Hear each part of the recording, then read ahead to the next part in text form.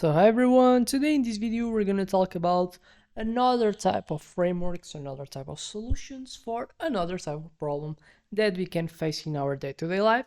And then so today we're going to talk about probably the biggest problem that you can look if you're talking about the relationships that you have with other people, that is the cheating. And then so how you can avoid cheating, and then so obviously you're going to look for mental models that can be helpful to solve this problem. And then so the infidelity immunity system, neurostrategies to solve the problem of infidelity in relationships.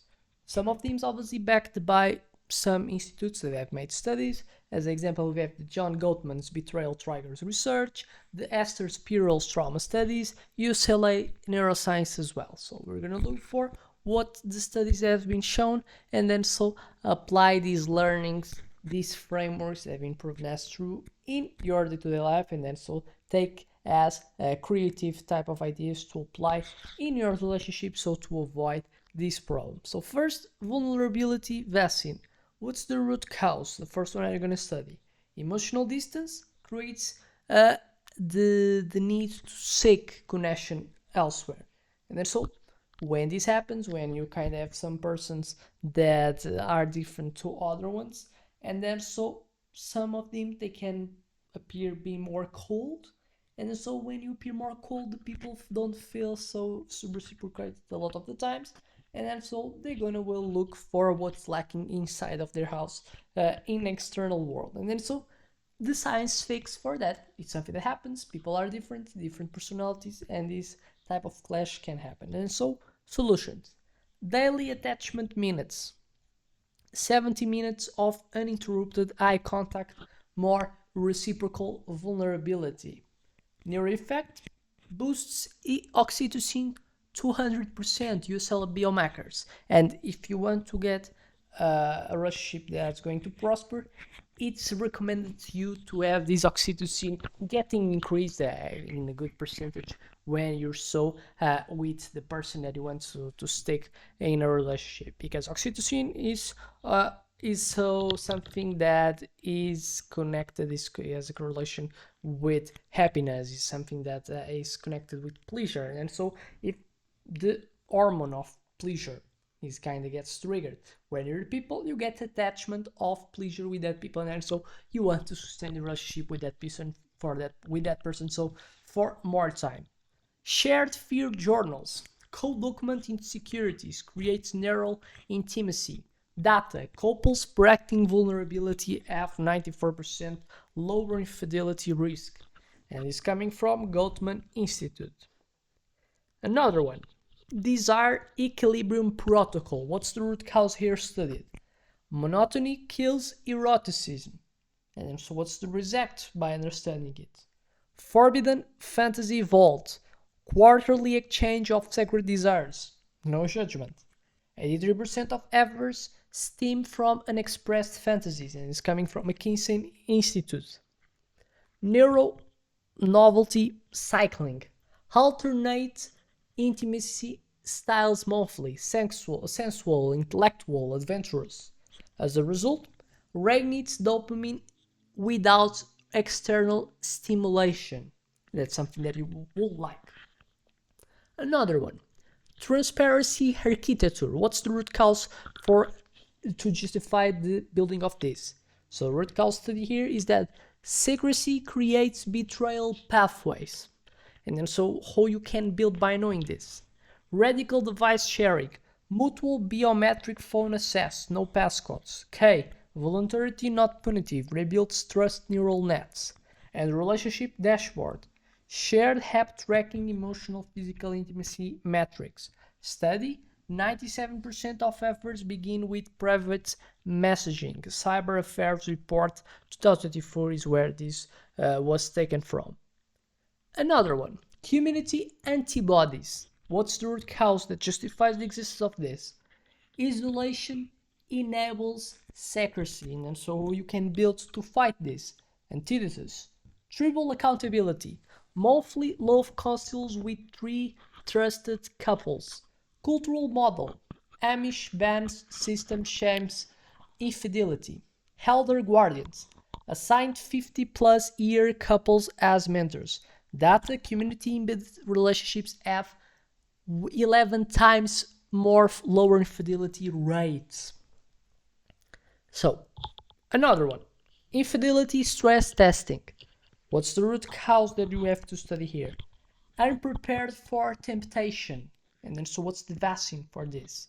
Temptation simulations. Role play attraction scenarios. Practice boundaries. Builds infidelity antibodies via exposure therapy. Post-attraction debriefs. Mandatory discussion of any external questions within 24 hours. Neuroscience. Pre-rehearsed responses activate prefrontal cortex over amygdala. And is better because prefrontal cortex is associated with rationality, with thinking, while amygdala is connected with fear, with anxiety, and normally as well more emotions getting ruled over the logic, and so where some things can be done that I can regret in the future. Another one, ritualized reconnection. What's the root cause here to be studied? Neglected attachment bonds, and then so what's the result by knowing this? Skin hanger quotas, 12 minutes day non-sexual touch, just stroking hair, hand holding, maintains pair bonding neural pathways, and bi-weekly soul syncs, psychedelic assisted intimacy sessions like MDMA and LSD, legal therapy. Proof? Couples using touch rituals show 0% infidelity over 10 years. Kinsey longitudinal study that has proved that, as shown by the data of them. Another one, future ghost immunization. What's the root cause here to be studied? Lost shared vision tends to create less connection between people, which makes so me feel less attached to the person, which so obviously increases the probability of me to start looking for another alternatives from what I'm stuck right now. And then so what's the cure for that? Legacy locking, annual co-writing of future autobiographies, VR, virtual reality simulations of aging together. Scarcity mindset hack, last day exercise if we had 24 hours together. Data, shared future projection cuts infidelity risk by 79%, so how curious it is that?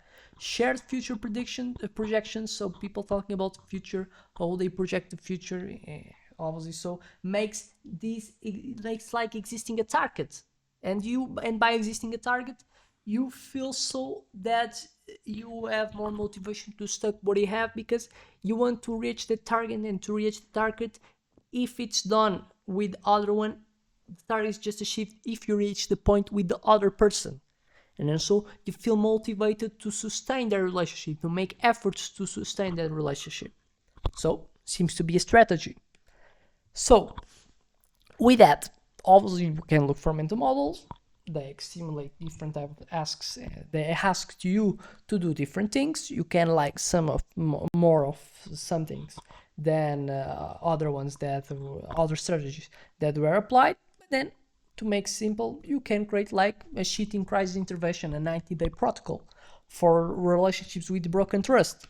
First, a neural reset. So the neural reset, how it works. MDMA-assisted therapy, FDA approved for couples.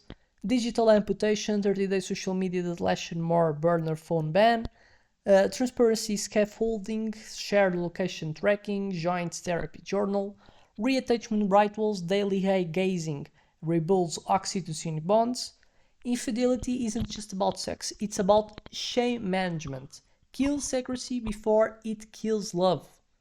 Esther Perel is the one that has made this quote. Fidelity vital signs, so something that metrics that could be good for to look. So first one, vulnerability density, safety zone, plus 7 deep share weeks, a tool, share general apps. So a metric that you have to look, vulnerability density, and safety zone is you getting over 7 deep shares week with another person. Another one, metric, temptation antibodies. What's the safety zone? Under 10 seconds boundary response. The tool, simulation audits. And future entanglement. Safety zone, 5 plus shared legacy goals. A tool, vision board scoring. So, some metrics to look to see if you're doing well in this process, in this journey of rehabbing your relationship. So with that, I expect that you've liked the video. I expect it was enough to make like the channel. So I hope to see you in other videos channels about to produce or other ones that already were done. So with that, I just can say that I'm thankful for you being here, and I hope to see you in a next one.